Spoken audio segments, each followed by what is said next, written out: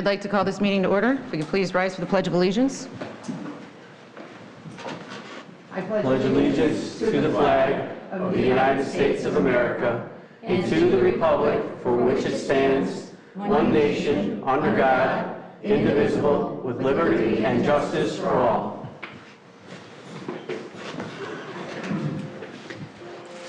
Next is a moment of silence.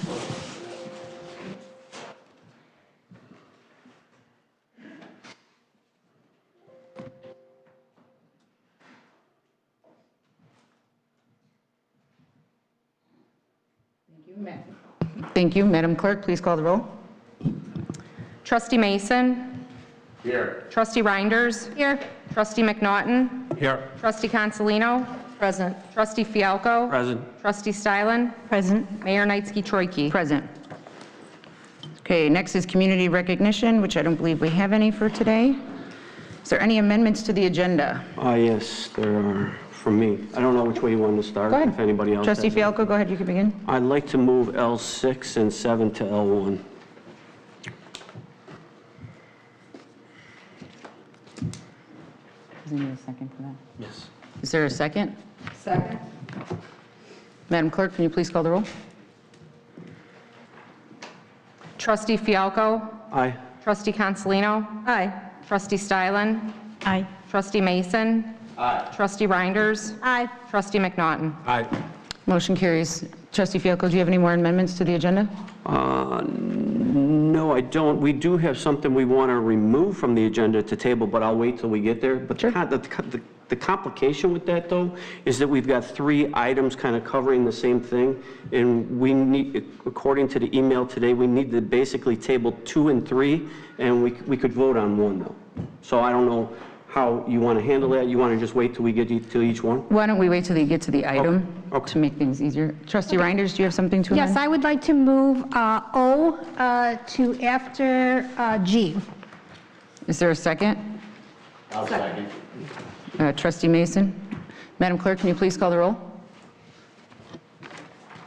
Trustee Reinders. Aye. Trustee Mason. Aye. Trustee Stylen. Aye. Trustee Fialco. Aye. Trustee Consolino. Aye. Trustee McNaughton. Aye. Motion carries. Trustee Stylen, did you have something to amend? Trustee Mason? No, ma'am. Trustee McNaughton? No, ma'am. Trustee Consolino? No. Okay. Is there a motion to approve the amended agenda? I'll make that motion. I'll second. Trustee Fialco and Trustee Consolino. Madam Clerk, can you please call the roll? Trustee Fialco. Aye. Trustee Consolino. Aye. Trustee Reinders. Aye. Trustee Stylen. Aye. Trustee Mason. Aye. Trustee McNaughton. Aye. Motion carries. Next on the agenda is item O regarding grants. Trustee Reinders, would you like to introduce our guest? Yes. Tamara she is the president of grant staff, and she is here tonight to give us a little bit of information about grant writing and how it could improve us getting some money for the village. Welcome and thank you. Just push the button on the microphone. It should turn green. Yep. There we go. There we go. Thank you for inviting me tonight. I have a company, and it is Grant Staff, Inc., and it is in Orland Park. And we have been working internationally. We raise money throughout the world for over 25 years. So we had an introductory call, and one of the questions was, are there grants available to municipalities and townships? And so that answer, of course, is yes. So I'm here today. There is a proposal, there's a brochure, there's some information that gives you a little bit of background information about our company. But just here to kind of introduce myself and to answer any questions that you may have. But just a little background about who we are. My name is Tammy Leonard, and I opened Grant Staff 25 years ago. We've raised, this year we are going to hit $500 million, so we're extremely proud of that. We've written over 15,000 grants. Our smallest grant was $25. We hope that you guys get a much larger one than that. And $59 million was the largest. So we write private, public, corporate, federal, state, municipality, civic, any type of grants that you can possibly imagine. And we do that, and we do the research, we do the submissions, and then we help raise money for not-for-profit churches, hospitals, municipalities, etc. So in our brief conversation, I asked what your priorities are. What do you need to raise money for? And so Rose and I had a conversation, and in that conversation, it was just even only in one department. So there's many departments and municipalities, there's many avenues you can go. You can get, just some of the things that we talked about are your parks and your parks improvements, senior programs, different things like that. The roads, there's always money for roads from the federal and state government. So we help find those that are available, and then we actually help write the grants. So we of course work with you, but we do all the work. Anywhere from a 10-page proposal to our largest was 300 pages. So it's writing a research paper with the ultimate goal of just raising more money that's available for different priorities. So is there questions that I can entertain, more specific? I don't have any questions at this time, but I really appreciate you coming out. Earlier when we talked, have you already looked into some grants for Homer Glen? I did, and it was specifically for the parks, because that's only kind of the conversation that we had. And just so you know, for the type of improvements that you're looking, we found 200 grants. Those are private and public foundations that are available. In Homer Glen, I was just curious how many there was, or how many grants were received in this area. There's 60. In the county, there's 300. So not to say that you are, eligible for all of those, but you're looking at 500 grants that you possibly never thought of before. In the proposal, it shows you where we look for grants. It's specific, federal and state, those type of things. We have all the databases that come through our office, so we are able to have a fluid database that we're constantly looking. So there's definitely some potential for you. So my next comment is more for the residents. The Village of Homer Glen is in need of some grant help. And we had put out an RFP. Joe, how long was the RFP out for? It was out for a couple of months, and we didn't have anybody apply for it. So we did ask Trustee Reinders to do some research, and appreciate her doing this work and finding you, because you sound like you have it together, and it sounds like even before any action is taken, you've already done some homework for our town, so I really appreciate that. Thank you. Does anybody else have any comments? One of the things that Tammy and I discussed was, each department has to have a wish list. So it's of course, the parks is me, so I definitely would like to look for parks first. But it's available to every single department within its public works, it's engineering, it's everything. So if we all, if we decide to move forward with this, I think all of us should start to put together a wish list of what we think would best suit the village moving forward, and how we could acquire that with or through grants. So I think this is this will be an asset to the village. Like the mayor said, that we definitely did not get anybody apply for the position. And I know you and I had discussed that, maybe even further down the line, a year, 2, 3 years down the line, our staff might want to take on something like this, but you right now are available, and you will open up the avenues to us for, we've never looked at corporations or foundations and things like that. So I think this is going to be an asset to us for the village. Exactly. And so one of the things that, you talked about your wish list, we call them priorities. I'm just going to use Public Works, a big salt truck. So you might have that in your budget. You might have $250,000 that you have that. So there could be a grant. It's easy to find grants for assets. And so you already put that money in your budget. So then what happens is the $250,000 that you were planning to use for capital expenditures now opens up to use it for something else in the village. So we kind of replace that money to see what that's there. So the priorities are really important. in determining. And it's not to say we do look for your first, second, and third priority, but sometimes when we're doing the research, something like that might be the 50th priority has a special RFP just for that. So by us knowing that when we're researching, we're able to come back to you and say, hey, are you interested in that? One of the other important parts is anytime you get started, you have to lay a foundation. The first grant is hard. You know, we're going to be working with a lot of the departments. We're going to be working with the finance department. And so once that groundwork is laid, then the second and third and fourth grants are a lot easier because we've already done the demographics and the research and the case. And so all that's done, and then it's a lot easier to get the second, third, and fourth grant. And could you maybe explain to the board that you do not take a portion of the grant and how it actually works? Sure, absolutely. So I am a certified fundraiser. There's only 7,000 in the world, so it is definitely a certification that I'm very proud of.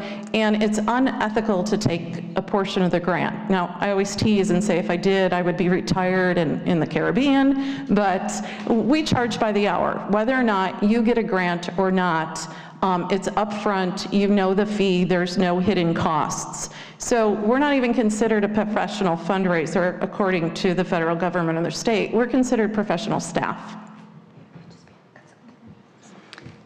Trustee Seiler? Part of the grant process is the reporting afterwards. Do you get involved with the follow-up reporting for the grants received? So yes and no. So whatever the grant and whatever the budget is, so we're all on the same page, it's going to be up to your finance department to track that. We actually do the narrative of it and then ask you for the different data and the information. So yes and no, but we definitely need help with that. Trustee Consolino, do you have any comments? On average, about how many hours would you say you would put in monthly? Well, that is entirely up to you, but the first case scenario is we do the research. So you give us the priorities, we do the research. We typically research about 10 or 15 hours a month, and then we create, these are the ones that are available to you, and then we put it in chronological order. So we're able to say, this quarter, there's 3 major grants that are due. Are any of these of interest to you? And this is, like, we could look at a grant now after 25 years and tell you about approximately how long it's gonna take. So we would say, this is the grant, this is what it's for, and approximately this is how many hours we would get. You don't go after a federal grant that could take 50 hours unless we have a really good chance of getting that. So even though at the start we make sure that you're a fit, you know, we contact any of the offices that we need to see if they're even interested in you. So on a larger grant where you're putting a lot of hours, there's a lot of pre-work before we say, okay, let's sit down and write 200 pages. You done? Trustee Fialko? You do both federal and state grants, correct? We do. Okay, because you mentioned federal, I didn't hear state. Oh, I'm sorry. We do absolutely both. With the federal and state grants that you've got in the 23 years in service, what is your % of success up to this point in obtaining grants? So our federal and state are different than our private and public, and I would say off the top of my head, we're probably about 65 to 75%. We don't go after those grants unless we know that we're a really good chance. Now, if you're looking at private-public foundations, you don't need permission to submit those. You kind of submit those blindly. So depending on what the level and the dollar amount, so those are like 1 out of every 10 grants. So it's a little different. It's about relationship building. One of the things that we do, especially in the location type of grants, you're all from this neighborhood. Do you know this foundation? Do you know the board of directors? Can you help me make a call? Because it is about relationship building. So a lot of that is laying the foundation for you to ask money. Okay, and with that, as far as the pay, it looks like it ended up being $1,550 per hour, or well, for the 10-hour week, right? And then times 3, that's about just under $5,000 for what you're talking about in your paragraph 3, right? We suggested 10 hours a week. Right. Correct. So the thing is, were you talking about working with one person? Is that what this is based on, one person, or do you have many How many, I'm guessing, just by reading this, you start off with maybe yourself or one person, right? The plan isn't to have 3 people to start with working on grants. It's one person that we're talking about, right? Are you talking about my company or within your For organization? whoever would be doing the work for us, it's one person, correct? So I will be your contact person, but we have a staff of 6. So we go back, every person on our staff discusses your project, your priority, and we all work on it as a group. But I would be the one coming to the meetings, to meeting with you, to be assigning your priorities. So would this be times 6 then? Oh, no. So I'm trying to figure out how your pay structure. It's by the hour, and so you tell me you want to do 5 hours a month, 10 hours a month, 20, 40, 50, and then the minimum retainer is 3 months for that. If we went 10 hours a week, that whether it's one person or 6 people, it's just 10 hours. Correct, it's by the hour. Okay, understood. It's absolutely by the hour. And then with, when we have grants that are rejected, which we've had before, and I went through one where it got rejected, and we don't get an answer, and it was from the state. How do you handle something like that? Well, typically, they will give you a response. They do. A rejection response, but not why. Okay, so you can ask for, with the state and federal grants, you can ask for their feedback, and it doesn't always happen, so that might not have happened, but we ask for the feedback. And so then we look to see if we could reapply or what we can do to make it better next time. So you reassess it, whether you're going to still pursue, because even if it gets rejected, can you still pursue it and give maybe a different, let's say you apply for a $100,000 grant and they say no, but they don't say that it's because it was $100,000. If you would have asked for $25,000, we would have gave it to you. And that's where I'm going. So we do follow through for that. So, and that's a really good point. So whatever your priority is, and I know I keep using a truck, but we're not submitting that to one grant. We're going to submit it to multiple grants. So if we find a federal grant or a state grant, we're going to submit it for that, but we're also going to find private-public foundations to do that. Because you're exactly right. Not many people do the entire project. So not many people are giving you $100,000. It's easier to get 4 people to do $25,000 to get that dollar amount. So we take the work that we did, we take the work that we do and then reuse it till you get the entire dollar amount you need. Thank you very much. You're done. Trustee McNaughton? Trustee Mason? I just want to say thank you very much. It's been very informative. I think most of it is in here. I've learned a whole bunch of things just now. The feedback also works the same way, I would imagine, on the private grants as well. Well, they're not always, that's more relationship building. So sometimes they are. So to be honest, the level of commitment that you do with the foundation really depends on how much money you're asking for. $25,000 you can do blindly. There doesn't have to be a lot of relationship building. Relationship building is afterwards. So as you get in the higher dollar amount, 75, 100, then you do this pre-type of introductory type of thing. And then there's more of a feedback back and forth. So it really depends on the priority and who the person that we're asking for. Right, and I know you stated earlier that, you know, as you start to write them for Homer Glen, it becomes easier and easier because now you have a template, is the way I understood it, and I do get the $155 an hour. So thank you very much. Perfect. So since there's no one else has anything else to say, Tamara, thank you so much for coming out. Joe, is there any way we can get this on the next agenda? Thank you. Thank you again for coming out. All right, Appreciate and if you have questions, feel free to reach out. Okay. Thank you so much for coming. Thank you.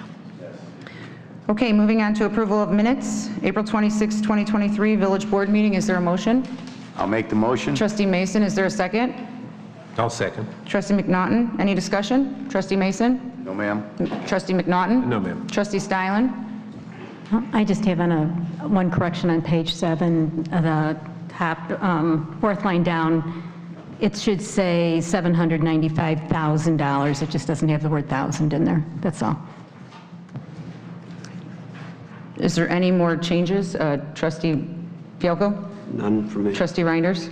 Trustee Consolino? No. Trustee Mason, will you amend your motion to accept those changes? I am Trustee willing. McNaughton? Yes. Okay. Madam Clerk, please call the roll. Trustee Mason? Aye. Trustee McNaughton? Aye. Trustee Fialko? Aye. Trustee Reinders. Aye. Trustee Stylen. Aye. Trustee Consolino. Aye. Motion carries. Moving on to June 6, 2023, special village board meeting. Is there a motion? I'll make that motion Trustee as Mason, well. is there a second? I'll second. Trustee McNaughton, any discussion? Trustee Mason? No, ma'am. Trustee McNaughton? No, ma'am. Trustee Cancelino? Yes. On page 5 of 6, in the third paragraph, where it says, middle of the paragraph, Trustee Consolino noted that Mr. LaRocco, it is actually Trustee Consolino asked if Mr. LaRocco. And then at the very end, where Mr. Parenti noted that having Mr. Cristiano and Mr. LaRocco help him as well within his in his rights and not legal. Fails to mention where I stated that the people who communicated with the village gave contributions to the integrity slate. And then I was cut off by the mayor. So I would like that included, please. Thank you. Was that it, Trustee Cancelino? Mm-hmm. Trustee Reinders? Any changes? Right there. Oh, you weren't here. Trustee Fialko? None for me. Trustee Mason, do you accept the changes? I do accept them. Trustee McNaughton? I do. Madam Clerk, please call the roll. Trustee Mason. Aye. Trustee McNaughton. Aye. Trustee Consolino. Yes. Trustee Stylen. Aye. Trustee Reinders. Abstain. Trustee Fialko. Aye. Motion carries. Moving on to July 19th, 2023, special village board meeting. Is there a motion? I make that motion. Trustee McNaughton, is there a second?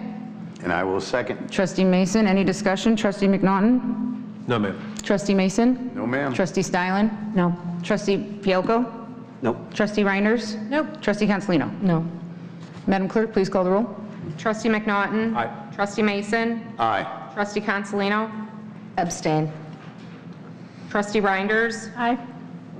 Trustee Fialko. Aye. Trustee Stylen. Aye. Motion carries. Next is public comment.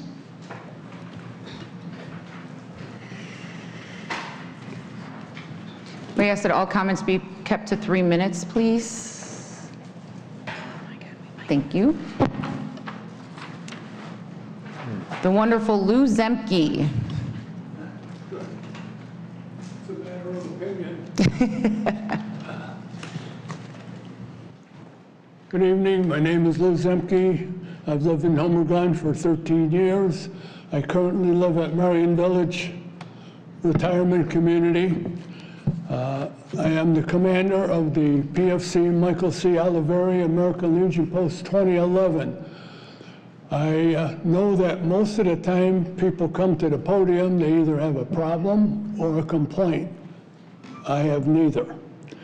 I'm here to say thank you to Madam Mayor and the board for your support and recognition of Post 2011. We can't do this alone, and you have been a great help, and I appreciate it. I thought maybe you'd like to know what has gone on with the Post over the past 9 months. I'll make it brief so I can make the 3 minutes. 2004 in December, we finished partnering with the Homer Glen Fire Department for Toys for Tots, great success. March, corned beef and cabbage dinner for St. Patty's Day, sold out, great success. That is also open to the public. May, that's our big poppy drive. And this year, we've done extremely well, and I want to thank the village for supplying volunteers to come and help us stand out in front of the businesses. We raised over $9,000.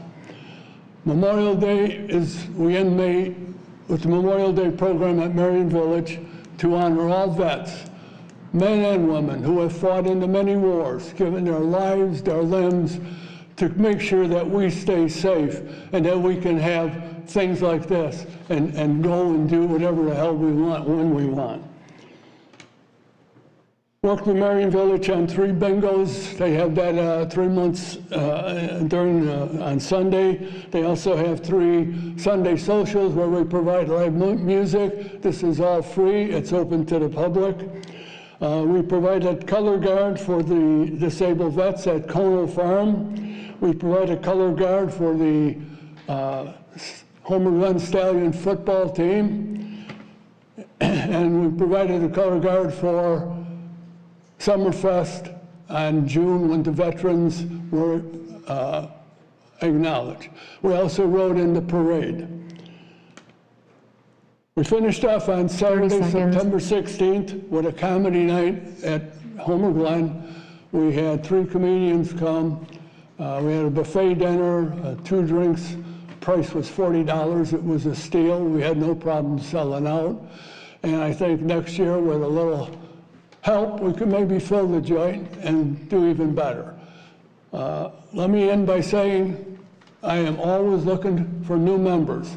If any vets are listening, or you know any vets in Homer Glen or surrounding area, they can get information on our website, Homer Glen Post 2011, or they can call area code 708-226-3780. Any questions? No, you guys have been rather busy, and I thank you for coming out today. We appreciate you and all that you do. Thank you. Thank you, Lou.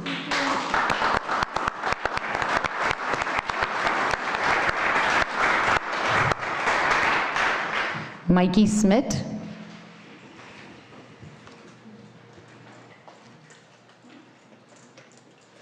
Mayor, board, staff, thank you again for having me here to talk. I'm once again talking about the Parker Hadley Road project, and I wanted to once again thank you for your participation in it so far, your passage of the resolution in our favor last time unanimously, and I want to continue to urge you guys to excel still the more in that regard. I know there's a workshop scheduled for next Tuesday. Very much looking forward to that, seeing what sort of options we can come up with to save this beautiful heritage area that's a part of the character of Homer Glen and has been for so long, and let's keep it that way. So once again say thank you, and we the residents will continue to push. So thank you. Thank you, Mr. Smith. John Walters.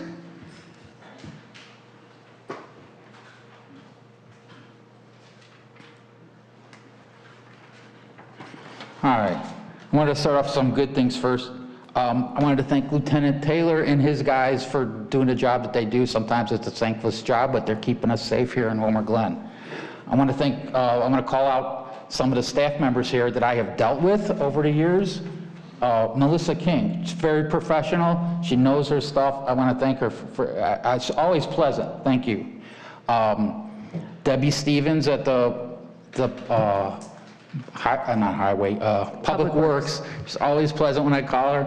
And also Mr. Brent Woods always takes care of me, does what I need. When I call the front desk, Penny is always so pleasant and stuff to deal with, always joy in her soul. Jennifer at Parks and her team, always pleasant. Her team, if you meet any of her team out in the park, they're always good people, and they always very pleasant and do their job. And all the staff here that does their jobs very professionally. I haven't had any problem with any of the staff that's here. And sometimes these village board meetings get a little contentious, and I'm very pleased at their professionalism that they manage to stay out of the fray and do their jobs. I do have some questions. What's going on with the sewage treatment plant? I know our time is running out with Lockport. Mayor Yukich had also said at the end of his term that there was nothing he could do about the water bills, but it was said that there was a plan to reduce the water bills. I haven't heard anything or seen anything on that. And I'm also wondering if the village takes over Hadley Road and Parker Roads there, where this project is, Will County wants to do this project. Is this it? Is it done? Is it fixed? Or does Will County still come in and be able to do anything if the village takes over the roads? That's it. Thanks. Thank you, Mr. Walters. Okay. Michelle Hertzner.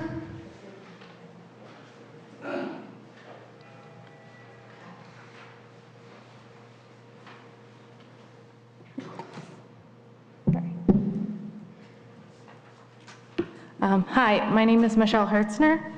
This is regarding the Parker Hadley Road. I just wanted to thank you for the workshop being held next Tuesday. And I also just wanted to say a little bit about what Parker Headley Road means to me. My name is Michelle, and I'm a Homer Glen resident. The reason I'm speaking here today is because I want to remind everyone that the Parker Headley Road is beloved by all in our community, both old residents and new. My husband and I just moved here from Orland Park shortly a year ago to get away from the noise. The noise of chaotic traffic, noisy neighbors, and the constant shopping megaplexes that continue to crowd out LaGrange Road. The Parker Headley Road was the first road we took to see our current home for the first time. My husband and I were literally breaking our necks as we drove down the road, looking at the beautiful historical and new homes. We knew we were home, Homer Glen's slogan. Just by driving around the community and seeing the open space that differs greatly from our neighboring towns. Our neighborhood has two entrances, one on Chicago Bloomington Trail and the other on Parker. The open space and unique beauty offered in Homer Glen is attracting young new families, just like my husband and myself, who are looking for another place to slow down and escape the noise.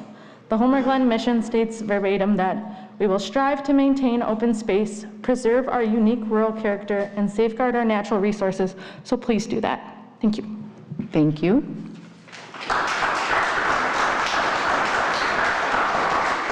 Angela Adolph. Hi, my name is Angela Adolph. I'm actually here as a very proud worker at an employee at the Lockport Township High School. And I too am here just to say thank you. All of us attend a lot of meetings. It's often in our communities with our jobs, and very often people come with the litany of things that they would like to discuss. And I am strictly here from the high school thanking you for your service, your time, your dedication. All of us are in the community together, and we appreciate it. So I brought a small little gift. It's homecoming at Porter Stadium. Actually, the Powder Puff game is going on right now. But in your gift is some Porter Pride wear and a ticket to a please attend any of our, it's a football game that's listed, but any game that you would like to come to, we would welcome any of our public servants, and thank you for all that you do. So that's all I have to say. Thank you.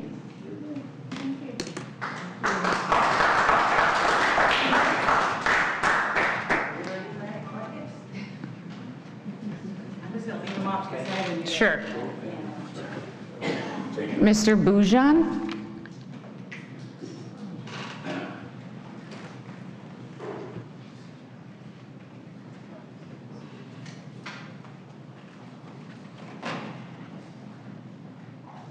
Hi, everybody. I'm Frank Bujan, Homer, Hidden Valley Estates since 2000. Had a couple things. I might need an additional 3 minutes, like I usually ask for. But one of the things I wanted to know now is what's the status on the water negotiations? Haven't heard anything in months. We won the case, Mayor Christie, I think, but they have to work out how much we have to pay them. Is that where it's at? And who's the law firm that's handling it? This law firm here or some other law firm? I was asking a question. Can you answer it? Well, I'll answer everything when you're done. Oh, okay. Let's get to your Well, 3 I minutes. just want to do that question first. Can we do one at a time? What's the status of today? This isn't an answer question portion. This is just for you to get out what you have to say, and then we can talk. Okay. Well, the rates are real high, so I hope we're doing something to. I had mentioned a lawyer I know in Lockport to handle the case because he's a bulldog, and these guys have been stalling for years. They said we paid $1 million for it. They want $25 million now, which is kind of exorbitant to say the least. Let's see. Second thing, our current law firm is. What's our current law firm's name? Peterson, Johnson and Murray. Is this attorney here? Mm-hmm. Okay. I wanted to bring up a complaint I have. And, what I'm trying to do, I'm a certified public accountant, and the village, the Will County Treasurer really rips us off on penalties. I've been here 20 years. I was 1 day late.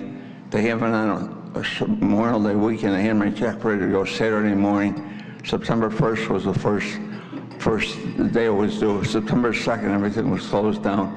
So I had to pay $110 more, 1.5%. They call it penalty. They call it interest. It's really a penalty.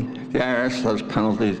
What I'm trying to say, how do I go about getting an attorney to represent all the villagers that are getting screwed by the village? Because I had to pay $110. I gave it to Tim Brophy under protest, a separate check. Can the law firm handle that for us as a village? 30 seconds. I need an answer now. I'll do it myself otherwise. Mr. Bujan. Do you guys want to vote on it tonight? No, we can't because it's not on the agenda. But go ahead and finish what you have to say. Well, that's the big thing. It's $110. I never had to pay anything in 20 years, and they say they don't give relative exceptions. I got exceptions for millions of dollars doing with the IRS because there's a penalty, and there's a penalty because you're late 1 day or 2 days, and reasonable cause is called somebody's sick. Time has expired. No, I want the other 3 minutes, please. Can you vote on that? Is there a motion to extend Mr. Bujan an additional 3 minutes? So moved. Trustee Consolino, is there a second? I'll second it. Trustee Fialko, Madam Clerk, please call the roll. Trustee Consolino? Aye. Trustee Fialko? Aye. Trustee Reinders? Aye. Trustee Mason? Aye. Trustee Stylen? Aye. Trustee McNaughton? Aye. Motion carries. Go ahead and Okay. continue. The example I was going to make, American Train Dispatchers many years ago, $20,000 to the IRS. I got it abated, a penalty, because the bookkeeper did not file returns for a year. So we didn't want to punish the thousands of dispatchers for her mistake. And I got it abated. My partner bet I couldn't get it abated. Penalty is for mistake. Interest is time value of money. So when they charge you 1%, 1.5% for 1 day late, that's 18% times 365 days. That's exorbitant. So I don't know, how do I go about, can I file class action lawsuit for all the village people? Because that's what you do normally, the class action lawsuit. I'm a representative. The rest of the taxpayers getting screwed for years by the county. And the IRS screws people too all the time. I've been dealing with them since 1975. They're out the one reason, collect money. And I tried to get my assessment reduced from 7.2 to 4.3. It's all against Social Security. And Carmen over there tells me, well, that's 7.2, that's a percentage. It's apples and oranges. It's apples for them. They raise our taxes just like the government does in Washington, D.C. We pay money in. We don't get all the money back to Illinois. So my question is, what do I have to do? I am going to call Tim Brophy tomorrow myself for $105, but I want to do it for the whole village. Can the attorney answer that now? Or can you put it on the agenda?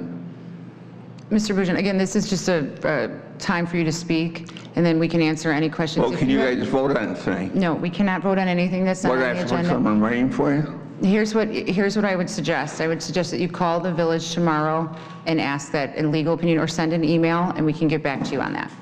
Well, I'm telling you verbally, just write it down. I don't like emails.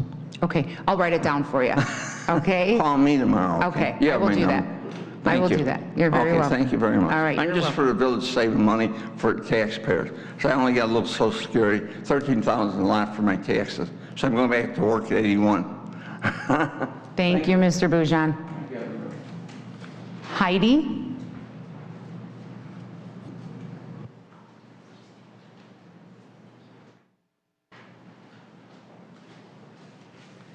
Hello, I'm Heidi. I'm here reading a letter from Larry Hazlett. He could not be here tonight. He's a resident, and he wanted me to read this in regards to the Parker Hadley Road project. Larry says, my name is Larry Hazlett. The address of my home is 12136 West 167th Street. My driveway exits directly on 167th Street between Spaniel Woods subdivision and Deborah Woods subdivision. I would like to see the Hadley Bloomington Road to remain largely as it is. I have lived at the same location for 46 years. Ever since the original gravel type road was paved, the people have been speeding on the roadway. I have had many narrow escapes through the years trying to pull out of my drive and onto 167th during those many years, as well as as well as trying to slow down enough to pull into my driveway without being rear-ended by a vehicle behind me who sees me in my brake lights but refuses to slow down as it heads west at a high speed. My property has also sustained several collisions in those years, ultimately resulting in a building located on my property, which was an old historic barn built in 1880, to need to be demolished as a result of more than one collision which resulted in a fire. Many cars have lost control and gone off the road through the years. I believe that widening, altering the curves and hills of the road would only result in higher speeds and even more reckless driving, not to mention a significant increase in vehicular traffic of all kinds. Additionally, much of the proposed changing mentioned seems to be regarding the Parker-Hadley-Bloomington Trail Road section. Not much is mentioned regarding the section of the road from the Will-Cook County line going west on 167th Street to the curve on the road where 167th becomes Hadley Road. I'm very concerned about the changes on that part of the road as well.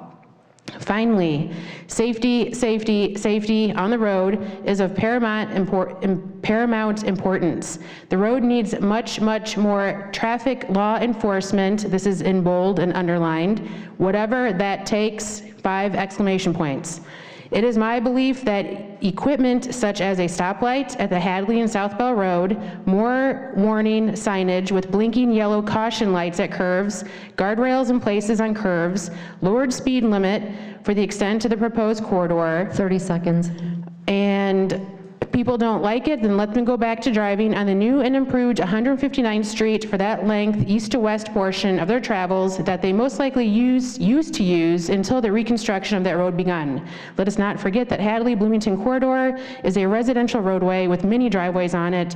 I believe the cost of my suggestions would be much less costly to the township and village than that much more exotic proposals would provide. In closing, the roadway is the most scenic roads in Homer Glen. Let's keep it that way. Thank you. Signed, Larry.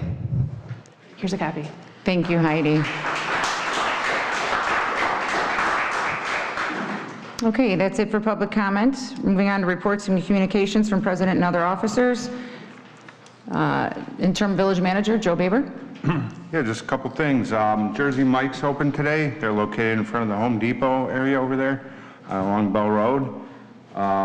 Also, the village is prepared to start issuing golf cart vehicle registration. That process has been dialed in, and we have all the forms and everything available at the building department. A deputy will come out and check out your golf cart, make sure it meets all the safety requirements, and you'll be issued a registration sticker.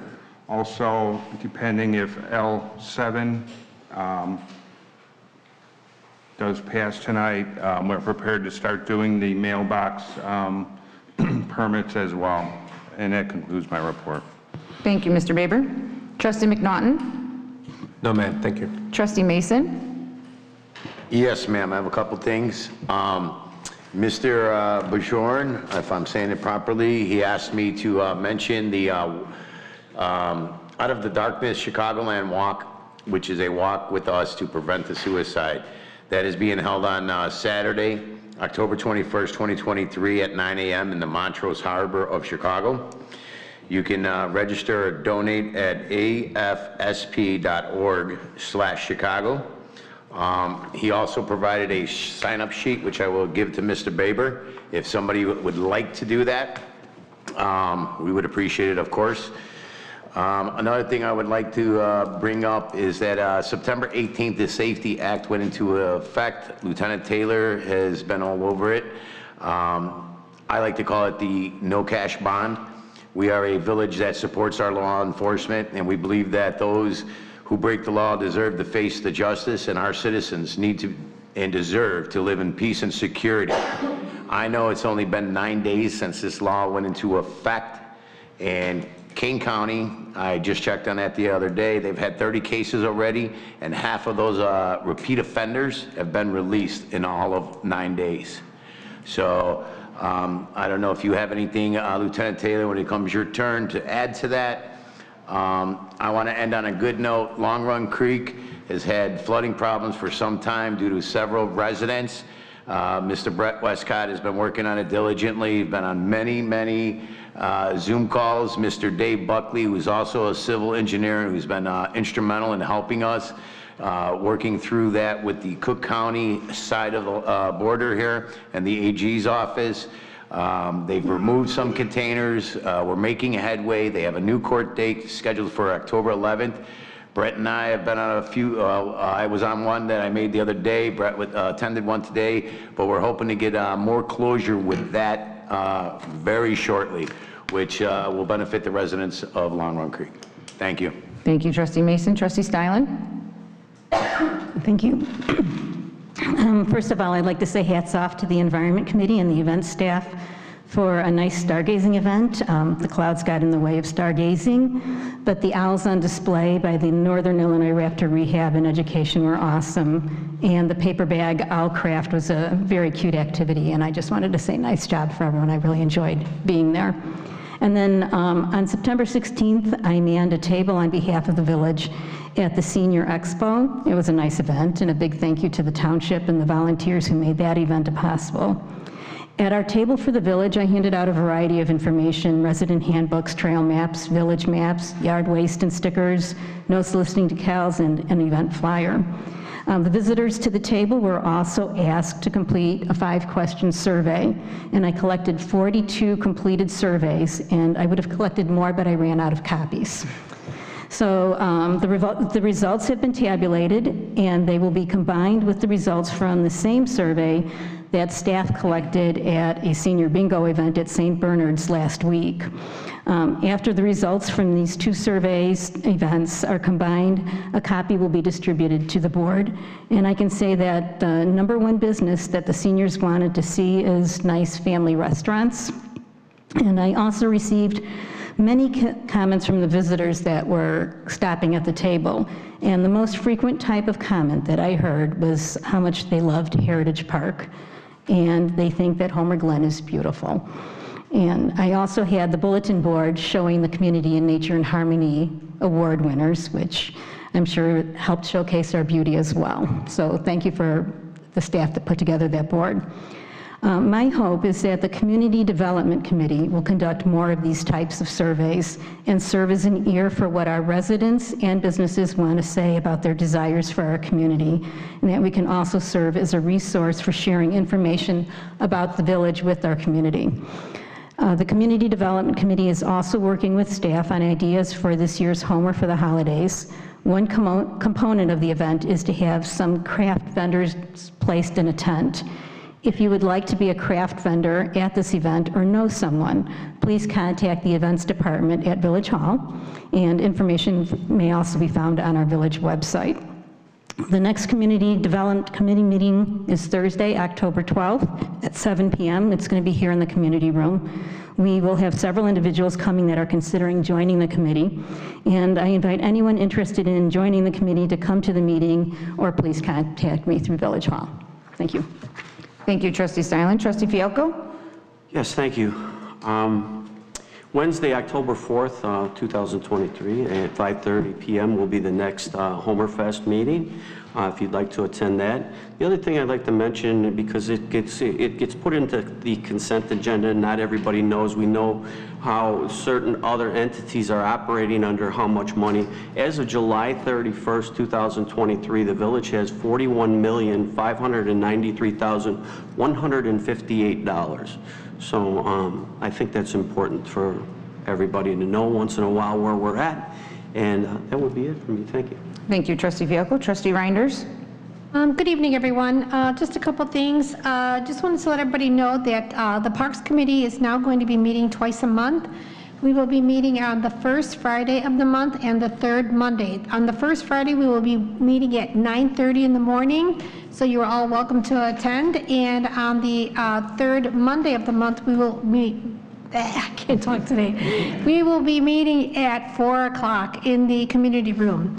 I just wanted to bring everybody up to date. The Parks Committee has been working diligently to move forward with the Veterans Memorial and some of the other amenities in Heritage Park. Thanks to Amy Blank, we have a report that has been put together, and we will be presenting that to the board for their opinion and their suggestions. So hopefully we're going to be able to do that in the form of a workshop, either at our next board meeting or the following meeting. And that's really all I have for tonight. Thank you. Thank you, Trustee Reinders. Trustee Consolino? Yes, good evening. As usual, I want to thank our amazing staff, Annie May, and my Environment Committee members for assisting with our stargazing event last Friday. I hope everyone that attended enjoyed it, regardless of the weather. This Saturday is our Mike Hike and Haul Land Cleanup event. It's going to be Saturday morning at Culver Park from 10 a.m. to noon. Everyone is welcome to come and help in cleaning up the park and the trail. We will provide tools, and so you don't have to get your hands dirty, and there will also be sandwiches. We strongly suggest encouraging your children and/or high school students that are in need of community service hours. So we had a lot of success in that area last year, so I hope that it's even better this year. So please come out and help clean up our community. I was also, one of the other trustees and I were presented with a letter from a resident that they asked if we could read tonight. So I'll try and do my best since I didn't write this. Dear board and residents, sorry I could not be here in person tonight due to a family obligation. I am writing this comment instead of waiting 2 more weeks because I feel that after what Mayor Christine's comments were at the last meeting. It's important to let her know that I stand behind her in her efforts of standing with the taxpayers of this community and her review of the Homer Township budget costs. The annual levy from the township is $1.5 million, and their levy to me was $66.70 for the year, for this year, and my tax from the Homer Township Road District was $45.78 for the year, a total of $112.48. Which seems minimal, but still, I do believe that if any taxpayer were to see $112.48 laying on the ground, I'm sure they would pick it up. So if removing the township and the Homer Township Road District will save taxpayers that line item, and it is assured to the taxpayers that no other entity is going to infringe a tax the same or greater than what the township is already costing us, then maybe the mayor's suggestion for it to go away is a good idea. But we, the taxpayers, need the numbers and the facts. The mayor has done something that none of our previous mayors has done. She has gone outside the jurisdiction of the governmental body that she was elected to fight for fiscal responsibility of an other governmental body that taxes the residents of Homer Glen. Mayor, I am here to get behind you in your effort. When will you be tackling the bigger tax items that are on the residents' tax bills? Homer Township Library District currently has a levy of $3 million annually and was able to save enough taxpayer dollars to build a wonderful addition without going to referendum, meaning no taxpayer input or vote on how to spend taxpayer dollars. The school districts, which make up almost 70 to 75% of our tax bills. Last December, 33C voted in a 7.55 increase of $3.1 million. And just last night, they approved another annual budget that will increase their levy again over 6% this year. That's 13.55% increase in 2 years. And they noted that they had a surplus in their operating budget last year of $8 million, and that this year they are forecasting a surplus of another $5.5 million, which is an operating surplus of $13.5 million in 2 years. School District 205, the high school district, raised their levy last year of 6.04%, an increase of $3.6 million. And just last week, they approved their annual budget of $77.5 million and an increase of 5.96%.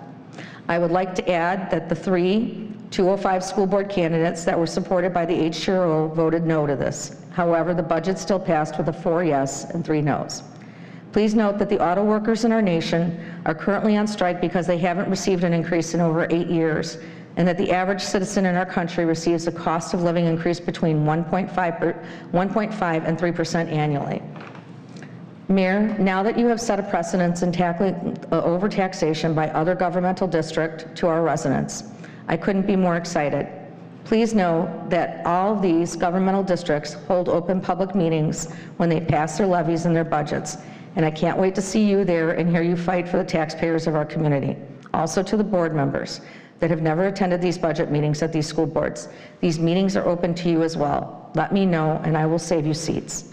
All this information is available through the school websites and through the mayor and those that she is friends with who are part of our organization and who who also have this information as well. God bless the mayor and God bless our residents. Sincerely, Mr. J. Rhodey. Thank you. Okay, thank you, Trustee Consolino. Would you mind submitting a copy of that to the clerk so she has that? Madam Clerk, do you have any comments? Tonight, I just wanted to quickly mention the Homer Junior High 8th grade girls softball team for placing second in regionals. Also, the Homer Junior High 8th grade boys baseball team for placing first in regionals and sectionals. They are headed to state in East Peoria this Friday for the IESA state finals. Along with the baseball, Austin Bilski was awarded outstanding sportsmanship for regionals. Eric Casper was awarded outstanding sportsmanship in sectionals. The Homer Junior High boys golf team placed first at sectionals and 7th at IESA state. Is that it? Thank you. I would have, if I would have known, I would have had him here for a recognition. Wait till they make state. They're playing football right now, so. Oh, all right. Well, when they win. Yes. All right. All right. Moving on to the village attorney. Nothing at this time. Nothing. Are you sure? I mean, you've been here for so long. All right. Your first meeting. All right. Public safety officials. I wasn't going to say anything, but thank you, Trustee Mason. I appreciate that. You know how much I love public speaking. I don't have the stats, but like I said last time, we've already implemented the changes, some minor procedural changes. It doesn't really affect patrol that much. The trailer bills fix the major problems. The biggest question I get is about criminal trespass. Class B and C misdemeanors will be a citation. Class A's, we can still arrest them. Most of them are not detainable, but judges still have the ultimate authority. If someone's a threat to the community or themselves, they will be detained still. So the biggest burden is on the state's attorney to get speedy trials and all that stuff. So on our level, it's not a big deal. We already implemented the changes. It's not going to affect the safety of the community that much. The biggest change is criminal trespass. If it persists, we can arrest them and, probably not detain them, but we can arrest them and remove them from the premises if the offense persists. That's the biggest change, which was good. So other than that, I don't really have many concerns. There's a burden on us with the procedures we have to do now, so the deputies have more work to do, and there's a bigger burden on them, which isn't fair, but that's the way it is. But I'm not really concerned about it. I do have one question, if you can report. You don't have to give us too much detail, but can you give the residents a synopsis of what happened at BMO today? Or was that yesterday? An elderly woman drove into the bank. She probably hit the gas instead of the brake. So superficial damage, no injury. She signed a refusal, so nobody was hurt. Okay, thank you. I just received. Not through the drive-through, but through the bank. Through the Right. Into the building, yes. Lieutenant Taylor, thank you very much, and that's exactly what I expected. Again, you do a great job, your team does a great job, and I was just looking for you to bring us up to speed, and I did not know that little piece of the trespassing part of it, but thank you again. No problem, thank you. Thank you, Lieutenant. So next is me. I wanted to apologize to the Hadley Road residents that the meeting is taking so long. We've unfortunately haven't received all of the answers, but we are moving along, and I think we're set for Tuesday, October 3rd. So hopefully we'll be prepared to answer any of your questions. Regarding Illinois American Water, there is a meeting set for October 19th that myself and Joe Baber and a few others will be in attendance at, so we are getting that ball rolling. Unfortunately, I cannot talk about anything with the water treatment plant or anything that will be discussed tonight in executive session. If we were to discuss things publicly, it kind of puts us under, kind of puts us in a bad spot. So that's all I have to report. Oh, no, I have one very important thing. It is my mother's birthday today. Happy birthday, Mom, that's sitting back there.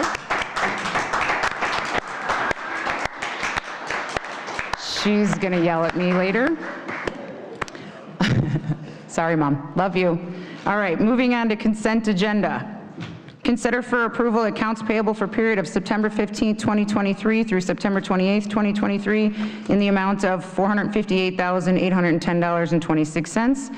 Consider for approval the treasurer's report of cash and investments for the period ending July 31st, 2023. And consider a motion approving payment of the Village of Homer Glen's July legal bills from Peterson Johnson Murray in the amount of $8,507.50. Is there a motion? I'll make So that. moved. I'll make that motion.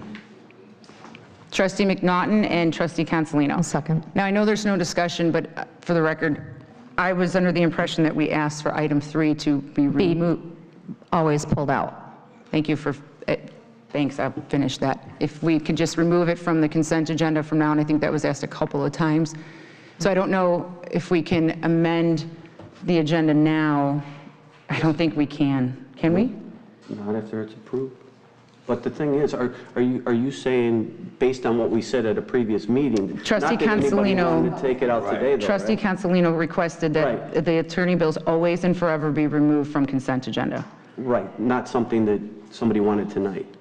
Correct. Correct. Okay. But I always ask for future agendas. for every meeting. For every So- meeting, and I've so- asked for it, I think 3 times now. Yep. Would be put on as a legislative item? Separate? Yes, Okay. always. Okay. Okay, so, but for tonight, since we already voted on the way it is, let's, I think, can't we just take it out based on what has been We haven't said voted in the on past it and yet. we all agreed to it? Can we not slip that out of there and just put it? I believe that the agenda for today has already been approved. Correct. I don't think you can go back and unapprove something prior. If you want to accept. Can we have discussion then? If you want to No precedent discussion on going forward, consent. Madam Mayor, if you want to have precedent moving forward, this is something the board wants to do moving forward from a legislative agenda sort of thing. We've asked for Make that. that motion now for future bills and things of that nature. so we can make a motion for future to remove item 3, to put it under legislation. Yes, ma'am. Okay, do I make that motion now? It's up to the. I'll make that motion to move it on future agendas out of the consent agenda into the legislative and action items. Is there a second? I'll second. Trustee Consolino? Madam Clerk, when you're ready, please call the roll.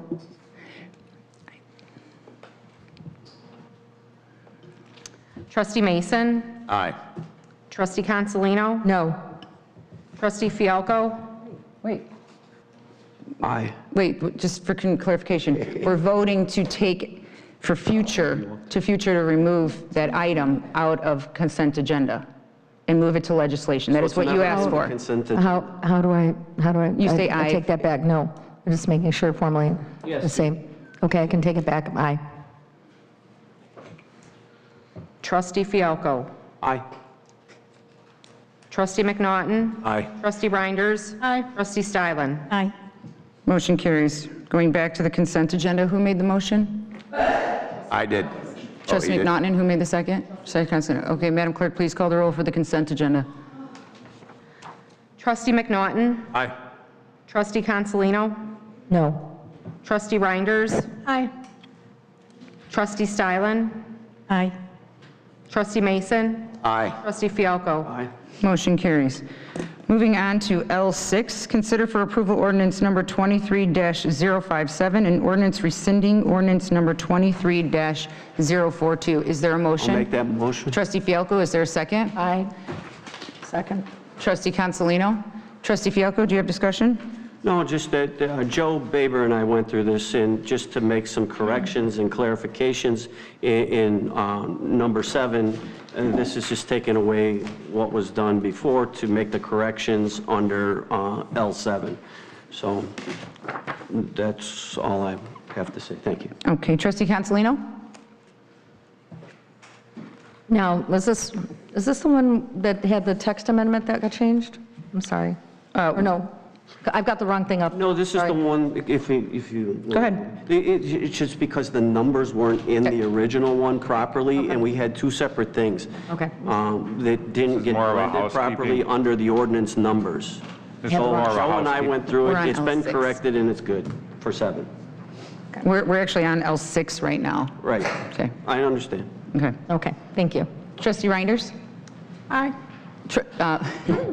No, not yet. Discussion. Oh, I'm sorry. I think No, I everyone's have tired. nothing. Okay, Trustee McNaughton? tired today. Trustee Mason? Do you have any discussion? No, ma'am. Trustee Stylen? No comment. Okay, Madam Clerk, please call the roll for L6. Trustee Fialko? Aye. Trustee Consolino? Aye.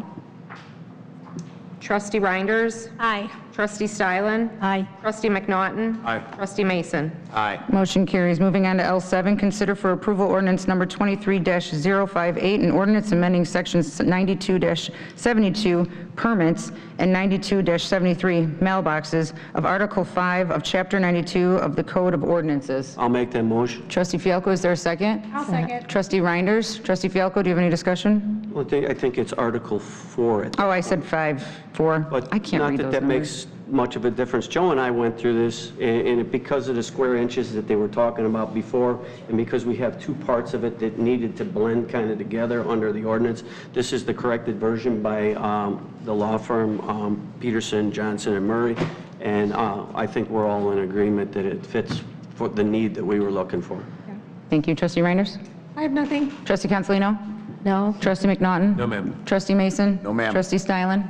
I had voted no on it before, and I will do so again, just because I don't think it's moving forward. It's only a few people are going to, well, some of our residents, the ones that are in the streets under 25 miles an hour, it's the only time that we allow something of that structure so close to the curb. We don't allow fire hydrants or parkway trees or anything else that close to the curb, so I'm opposed. Thank you, Trustee Stylen. Madam Clerk, please call the roll. Trustee Fialko? Aye. Trustee Reinders? Aye. Trustee Stylen? No. Trustee Mason? Aye. Trustee McNaughton? Aye. Trustee Consolino? Aye. Motion carries. Moving up back to L1, consider for approval ordinance number 23-059, an ordinance amending the code of the Village of Homer Glen, Chapter 220 zoning, amending Articles 5, Article districts and open space districts. Is there a motion? I so move. Trustee Stylen? Was that Trustee Consolino? Yes. Trustee Consolino. Trustee Stylen, do you have any discussion? Yes, I wanted to table this item. As much as I would like to see it go forward, the description of the property that was submitted by Supervisor Ballich, I believe, submitted it, the acreage is incorrect on the legal description, so we need a correct legal description, unless we can change something tonight. I'm absolutely with you on that, Sue, because I would rather have the correct verbiage to vote on. But I'll wait till my turn. Trustee Stylen, Trustee Consolino, are you done? Trustee Fialko? It affects actually the next one, which would be L2, not L1. L1 has to do with something different than what we're talking about in L2. So we can actually vote on L1. Sue, you're absolutely correct with the description. And Melissa, if you want to add into it, if I'm incorrect, let me know. But L1 has nothing to do with the description of the property. L2 does, correct? That's correct. Yeah. Okay. I'm sorry, you're correct. Then, L1 is the text amendment to the open space district. So can I just rescind the tabling, or we didn't officially table it, so we could still vote on it? no, we didn't vote on it. Second, so Yeah. it didn't go anywhere. But could I make a request of something to be added in here, since I kind of get past? You made the motion Yes. to table. No, so I don't want to table it. We can go ahead and vote on this tonight. Make a motion to rescind it? So Because it's like Dan said. Make a motion I meant to rescind. table the other one, not this one. Point of order, there's Yeah. been no second on the motion to table L1. Yeah, so we're still Ask on. if there's a second. If there's Trustee no second- Consolino actually did. Oh, you did? Yeah, so we need to rescind. Yeah. So why don't you just do an aye nay vote to see which Okay. one, and I think. So if you want to table it, say aye. If you don't want to table it, say nay. Madam Clerk, can you please call the roll for tabling? Trustee Stylen? No. Trustee Consolino? No. Trustee Mason?